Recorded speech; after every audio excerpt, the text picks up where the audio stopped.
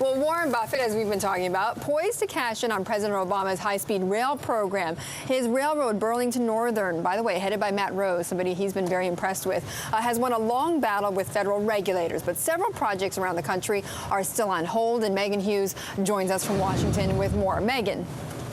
And good morning, Betty. Here's what we're looking at. A lot of the freight companies, Norfolk Southern, CSX, and yes, Warren Buffett's BNSF, are looking for federal dollars to upgrade their tracks for high-speed passenger trains. But they're hitting roadblocks within Obama's own administration. The Federal Railroad Administration is what we're talking about here. They're responsible for safety, but also in charge of approving the deals between the states and the freight companies. And they have been very slow to sign off in a number of cases. Just this week, they approved Washington State's plan to improve speed from Seattle to Portland.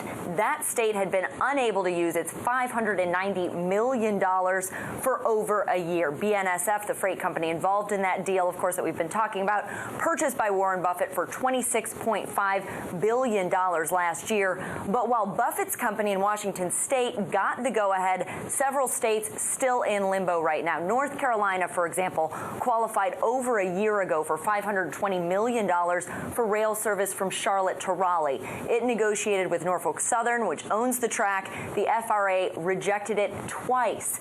Virginia's plan to improve service between Richmond and Washington, D.C., using $75 million of federal funds, also rejected by the FRA. Transportation analysts say there is a lot of frustration within the industry towards that agency. But until they are transparent about why they're putting the money where they are putting it, and showing that it's not entirely a political exercise, and showing that they're capable of doing more than just looking out for safety, then they're going to be subject to a lot of criticism. Now, government officials argue that they're simply looking for guarantees in these contracts that reliability will be improved and that taxpayers essentially will get their money's worth. Betty. Megan, thank you.